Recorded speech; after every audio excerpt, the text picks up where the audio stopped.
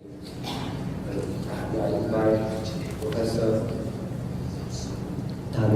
Chye from National University of Singapore. Hey, so you didn't get it in your booklet. My apologies again. But I think the organizers will be happy to share a set with you. Next. So I thought it would be useful perhaps to highlight the evolution of the National University of Singapore. NUS is, well, I guess we were set up in 1905, so we'll be celebrating our 110th anniversary next year, right? So it is quite an old university, but we have evolved through these many years, and most remarkably in the last 20 years or so. I thought it is useful for me to share the context of Singapore's educational framework. Essentially, I think we adopt a lot of this from the British. Singapore was a former British colony, and we did refinements along the way. So at the bottom is the primary school of 6 years, and then they move on, students will move on into various streams. The secondary schools of 4 years, sometimes 5 years, and again there are various streams catering to students of different abilities. You have a junior college, which is 2 years before they come into university. You also have polytechnics, which cater to students who have finished their secondary school and who do a 3-year diploma. Right? These are usually very sort of industry specific type of courses, like engineering and science, and in some cases business and nursing. Singapore also has one known as the Institute of Technical Education. These are for people who are less academic, and they are trained in really certain crafts. They could be machine men, they could be plumbers, and so on and so forth. But you'll find that this is actually one of the gems of the Singapore system. In fact, if you look at the entire sort of ecosystem, everyone does play a very important role. And one other aspect of this is also the permeability across different pathways. So a student who has gone through polytechnic can come into university as well. Alright, likewise, we have students who go through ITE, alright, a technical education institute, and then move into polytechnic and then come into university. So there's quite a bit of porousness in the entire system. And our intention is to make it more and more porous. Right, next. So what are some of the features of the Singapore system? One thing is that Singapore is small, so it allows us to do very effective planning. So there's a lot of planning, and the planning actually doesn't stop at education alone. It actually goes all the way to employment. To Singapore, we take a very pragmatic sort of view that we want to make sure that we get jobs for everyone. Right, so the planning is very important. There's a lot of consultation with international experts, with industries, and with everyone basically, all the possible stakeholders.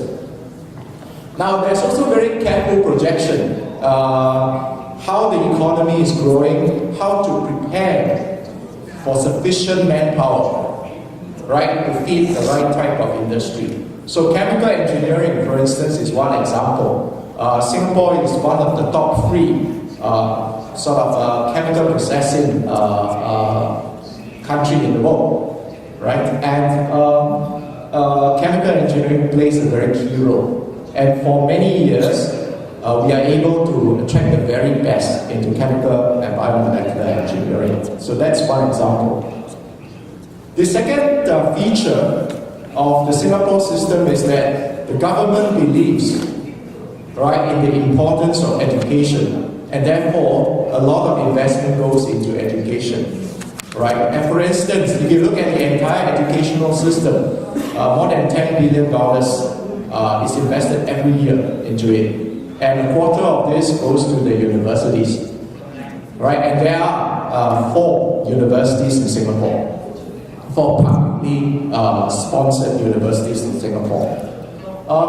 The one thing that is useful is that the government uses a very broad principle that yes, I think it's important for students to pay fees, but the fees will only account for 25% of the cost of education. The government will sponsor 75%. So that has been the sort of the principle which the government has been articulating. It costs a lot to train a university student, but the universities must be well-resourced, right? And another thing which is also a very important feature of Singapore is the focus on science and technology, right? And I'll talk a little bit about it when we talk about employment. Why science and technology is very important, especially for a country like Singapore. Now, the third feature, and we have to thank the British for it, it's the adoption of English. You'll notice that in Singapore, our national language is Bahasa. Bahasa is our national language. Malay is our national language. But our official language is English. And English is the language in which you use in school. English is the language of instruction, right? And because English is used by 60% of the world, right, that allows Singapore to be plugged in. I think this is a very, very important fact. If you compare Singapore and Malaysia, right, both were British colonies, right, but yet the fact that our schools are trained or taught in English makes a very big difference. Right. Now, the other thing, I mentioned about S&T, there are incentives for S&T. In fact, for the universities, 55% of the places are reserved for science and engineering. And of course, that includes computer science. Now, a fifth feature of the system is that in order to have a good educational system, you have to have good teachers. Teachers have to be respected. And I think we are fortunate that we are in an Asian society, that teachers are well respected. But one of the more important things is that teachers must be well compensated. That is very important. And I think that cuts across the board. Our teachers are actually amongst the best in terms of compensation amongst the civil servants, for instance. At the universities, we adopt international benchmarks. We basically look at good universities and how well they pay the professors, and we peg it to those benchmarks. Last but not least, one very important thing, as I mentioned earlier, is that we are very pragmatic. We always think that whenever we train or educate a student, we also want to make sure that its very first step in the world, we would have to manage that. So the matching from completion of education to the industry is very crucial for us. Next. Now, if you look at the evolution of NUS, and then you sort of use the growth of Singapore as a sort of to provide a context, Singapore and NUS, or rather NUS trails the growth of Singapore. So in the early years, we were formed in 1965. We were forced into independence in 1965. We didn't want to be independent anyway. But we were forced into independence in 1965, and in the first 20 or 25 years, we undergo a very labor-intensive and skill-intensive type of industry.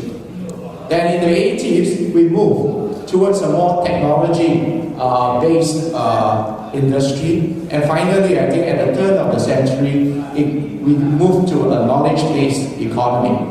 And if you look at the evolution of NUS, we have moved from a teaching university, and in the 90s, we put a lot of attention on research. And after 2000, entrepreneurship becomes a very important component. So you'll find that moving here on, teaching, research, and entrepreneurship, all right, are some of the things that we hope to do well in the university. Next. Now, if you also look at the Singapore higher education scene, there was a lot of growth in the last 20 years. Universities were created. A third university, Singapore Management University, was created in the 90s. And in the last 3 years, we have a new fourth university, Singapore University of Technology and Design, which is done in partnership with MIT. We have a third medical school, the Nanyang Medical School, in partnership with Imperial College, London. And fifth university was formed this year, Singapore Institute of Technology. And last year, we started the Liberal Arts College, the Yale US College.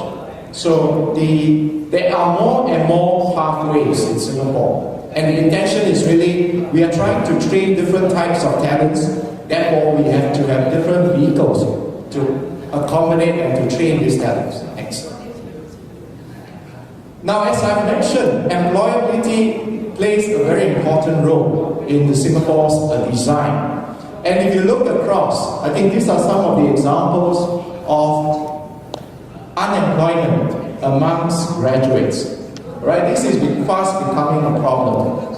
Some of it could be structural because of the weak economic conditions in certain developed countries.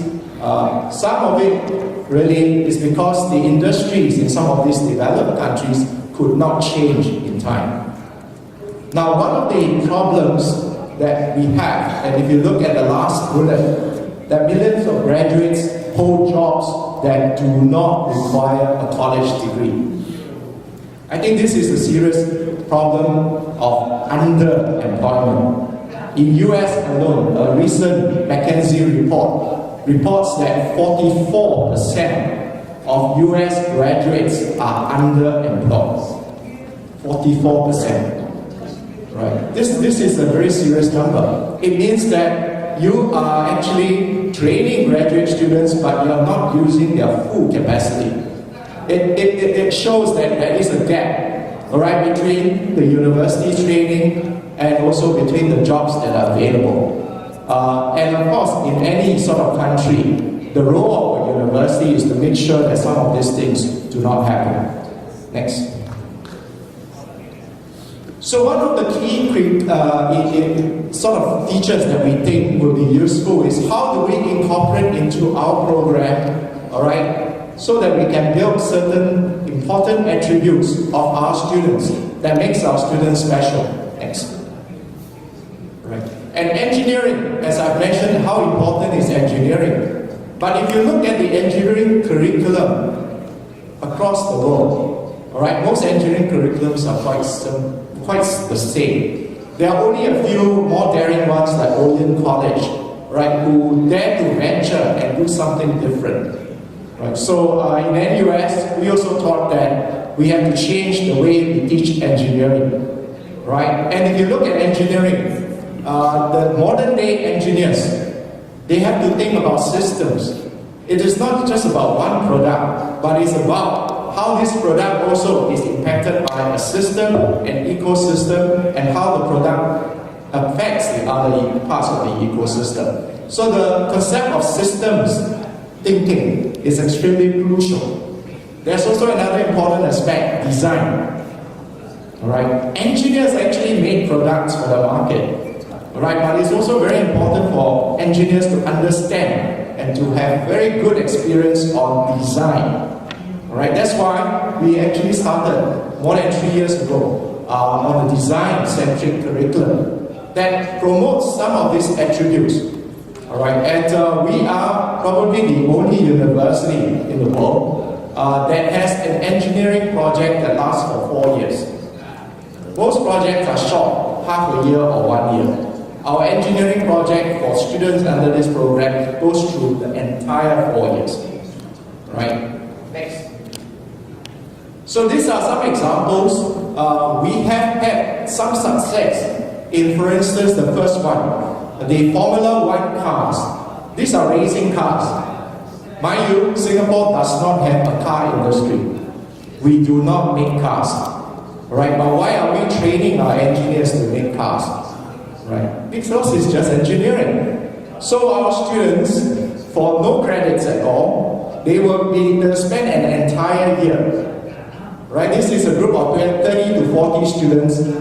A group of students, 30, 40 of them, will spend an entire year designing and fabricating a Formula One car. There are very stringent conditions for how you need a car to be designed. It needs to be able to hit certain speeds and then to traverse a minimum amount of distance in the circuit. Right? And it has to have stability, safety, and so on and so forth. Right? In Asia. Right? We beat even countries like Japan and Korea. Alright, in this international competition. But that says a lot. We are still trailing behind Germany. Of course, you know, Germany has a lot of this expertise in cars. So, this is some example. Another one is the nano satellite program. You may ask, well, why Singapore is interested in satellites? Right? We are interested in satellites for communication purposes. Right? Singapore is in a way a communications hub. But we don't have the facilities to launch huge satellites. So we are looking at nano satellites. Satellites that are less than 10 kilograms. Right? The traditional satellites, macro satellites or the standard size satellites can weigh thousands of kilograms. We are talking about a nano satellite which is less than 10 kilograms. Right? But yet, it's wonderful in terms of communication abilities. So these are some examples of projects in which our students are doing. Thanks. To give you an example, so a company came to us. Alright, they were able to design a craft that uses the wind in ground effect. Now this is an aerodynamic effect which when you have a craft that flies very close to the surface of water so that the height is not more than half the wingspan of the aircraft, then it creates really a situation of least resistance. And that is the most efficient way to sort of pilot an aircraft. Now, a company actually built an aircraft or a watercraft like this, but it can only accommodate 4 or 5 people. So the challenge to our students and staff is that can we scale up this particular project so that it can hold 40 people or more.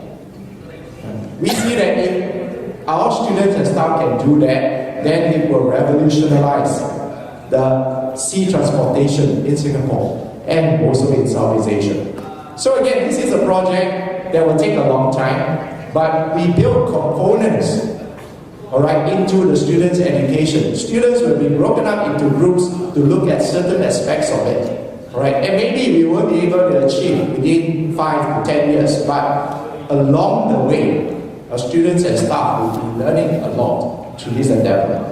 And this is what I talk about. When we talk about research, we talk about education. The effective way is to try to link both of them together. Not an easy thing to do. Next. Now rankings, my predecessor speaker mentioned about rankings. Like it or not, I think it's here to stay. A lot of the presidents will tell you that rankings is not important, but true to the heart, they worry about it. And I do think that ranking should not drive how universities work. But you cannot ignore rankings. And rankings are also important in some aspects. One important aspect is that ranking brings the profile of your university. People will come to you if you have a good rank. People will collaborate with you if you have a good rank. So rankings are not unimportant. In fact, if you can do certain things well, all right, you can actually capitalize on the rankings, right? But again, like what I think the other speaker have said, we shouldn't be totally only focused on ranking alone, right? We know it's useful, but don't be caught in the game too much. Next. Now, ultimately, if you look at a university is a talent organization. Alright, the university is about people. A good university is about good people. Good professors, good students. How do you get the good professors? How do you get the good students? Not easy. Right, but that is the fundamental principle. If you can get the good professors and good students, then you can get them to work synergistically towards a common vision, you have a good university. Now, yes, I think that's true that you need resources. You cannot run away from resources. And donations will be one, government support will be the other. I think these are currently the two sort of the key ways in which you should, right, ensure that you have. Now, you'll find that research has often been sort of counted as the key way. In fact, unfortunately, it is true. Right? When you look at a university, when a person is going to look at your university, they're going to look at who are the good people you have in there. Who are the good professors? When they look at mathematics, they'll look at, who in your department of mathematics is well known and for doing what. So invariably, it looks at your research and you can't run away from that. But our problem is that, of course, research, the Western societies, they are the predecessors.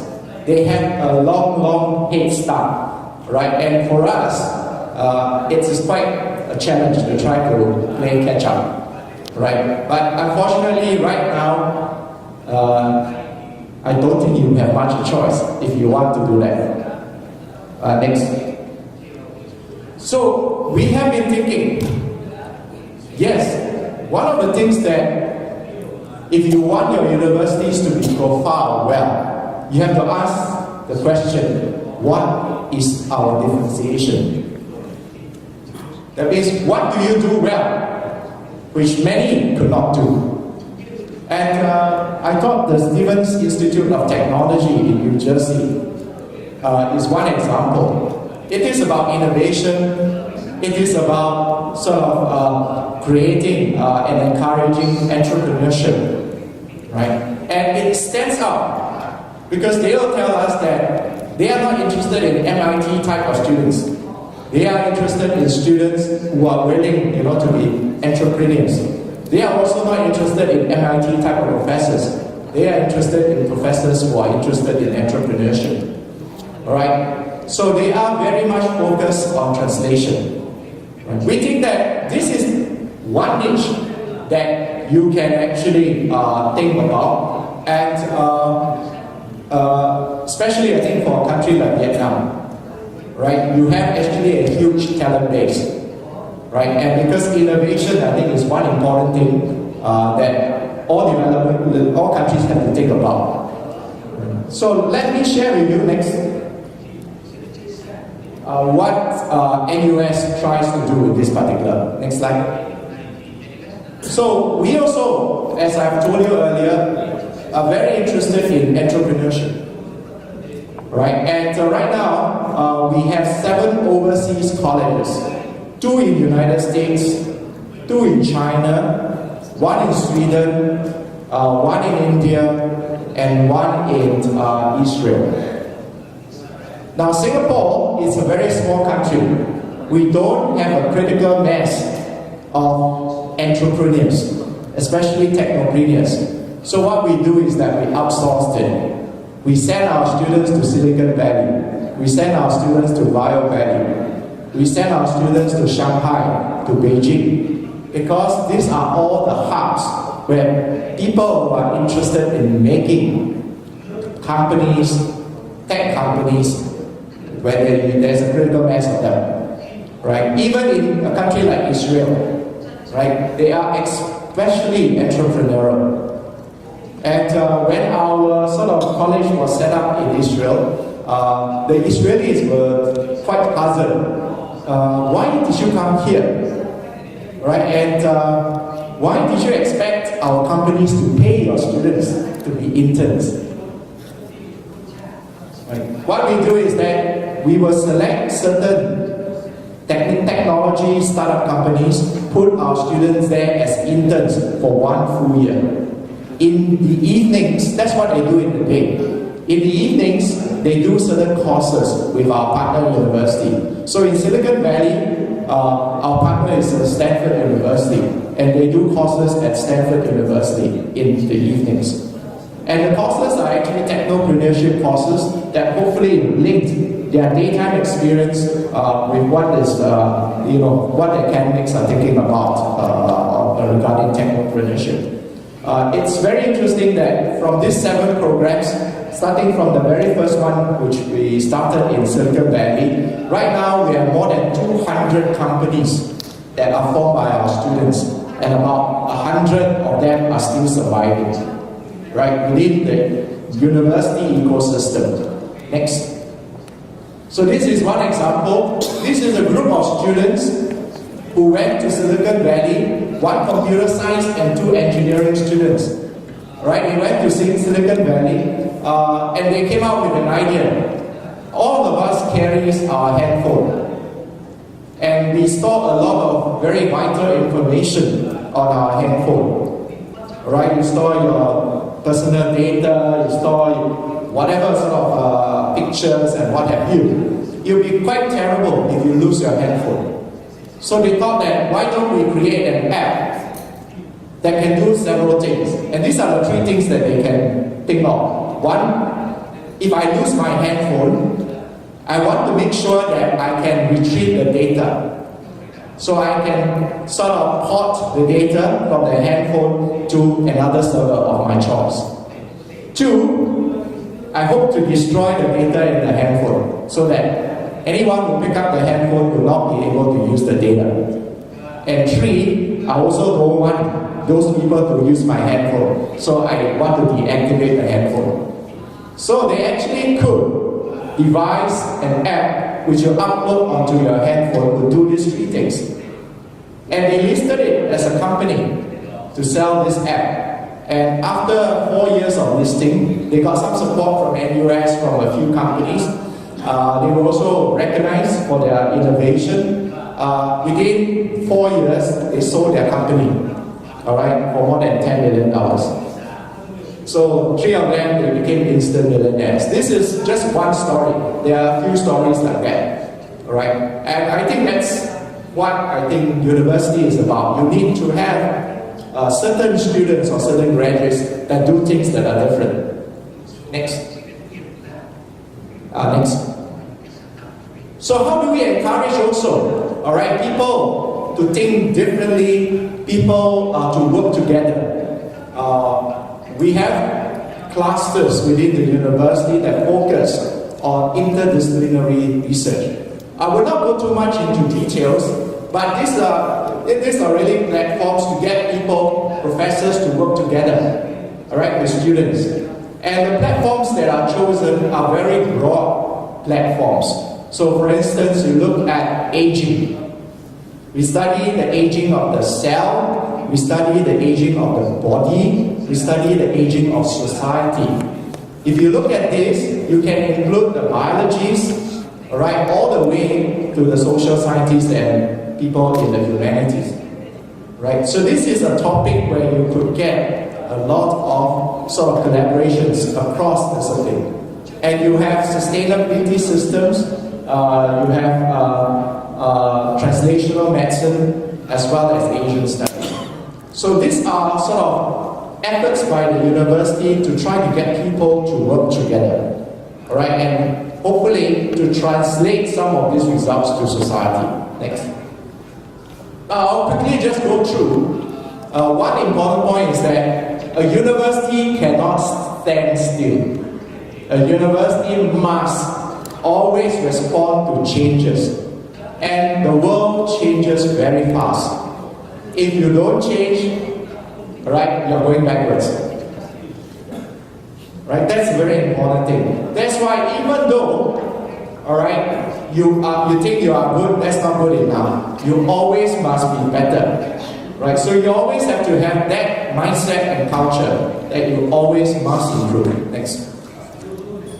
So we started very early on, and I'm just giving you an example. We talked about broad-based education very early on, and we started a scholars program. In the US context, this is similar to what is called an honors college, where we get students from different faculties. Right? So our system is really, as I mentioned, the British system. The student gets into engineering and would major in engineering. It's quite unlike US, where a student gets into university, it does a core curriculum, a disciplinary sort of a distribution of subjects before he or she selects the major. Right? And the student in US usually don't select a major until, say, in his or her second year. But our system, you go into engineering, you go into science, you go into arts and social science. So it's how to get them to read a common core curriculum. So the honors program, which is only available for a group of about 200 students, that's our very first sort of a program. We have moved on now. Next. In 2006, we set up our graduate medical school. Now, NUS was formed, as I mentioned earlier, in 1905. Our medical school was really how we started. And the science only came in 20 years later, all right, in the 1930s. So we have our medical school for more than 100 years, and the medical school produces essentially all the doctors in Singapore. Then why is there a need for a second medical school? That is because in 2000, the government has been investing a lot in biomedical research. And when they look at the biomedical research, they find that Singapore is missing in one group of people. This group of people are what are known as clinician scientists. People who are doctors, but who takes an interest in doing research, and they are interested in doing research to improve healthcare. So they are doctors who also spend time doing research. They are called clinician scientists. And clinician scientists is sorely lacking in Singapore. So the question is, can we now get more clinician scientists into the Singapore ecosystem? And when we look, US produces a lot of clinician scholars or clinician scientists. And we look amongst the US universities, Duke University is one of the, or at least the Duke Medical School, is one of the schools that produces the most clinician scientists. Alright, so we went to Duke and asked them, can we partner and set up a medical school? Now, our medical school, the original one, is an undergraduate program. The US system, medical school is a graduate program. So you have to have an undergraduate degree. So now we have two medical schools in which one follows the US system and one follows the UK system. So I guess the moral of this story is that a university has to be adaptable. Anything that you think can work, just try it and do it. Right? So it's interesting that we formed the medical school in 2006. We also collaborated with Duke to create a new pedagogy. Right? In the current lingo, it's really putting a lot of lectures online. Alright, it is a blended learning pedagogy. Something which of course is more prominent these days, but in 2006, it's less well prominent. And this pedagogy, after we have graduated the first batch of students, right, we have shown to be more effective than the normal pedagogy which US medical schools use. So Duke Medical School now imports the pedagogy back to Duke University. Right? So that's, I guess, a sort of a good indication that we have done something right. Next. In 2008 or so, the government gave us a piece of land to build hostels. We thought that it would be a waste to just plainly build hostels or dormitories.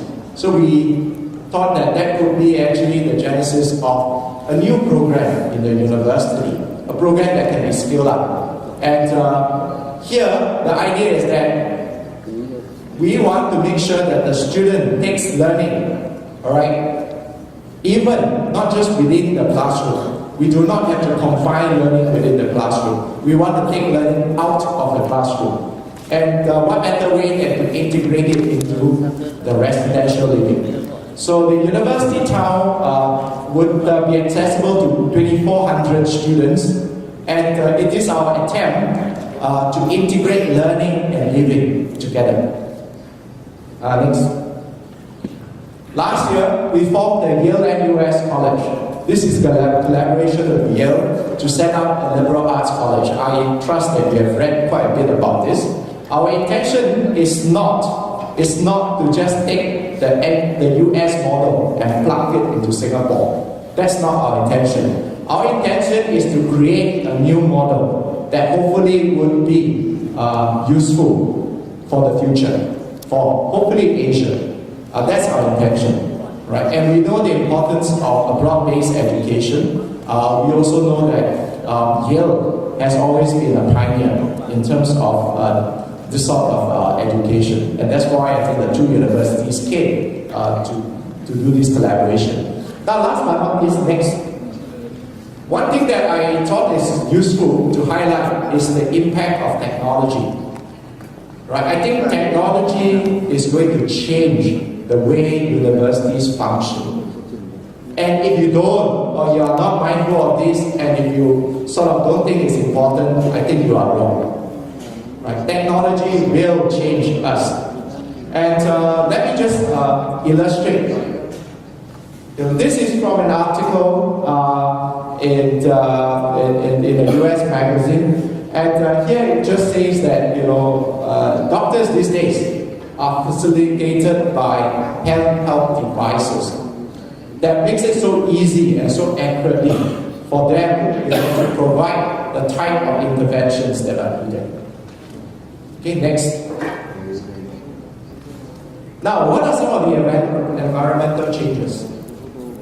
One is that the world is really driven by technology. All of us carry mobile devices, so do our students. Right? You cannot sort of avoid that. Next. Also, in the last 2 years, you have seen the rise of certain organizations like the Khan Academy, Udacity, Coursera, and edX.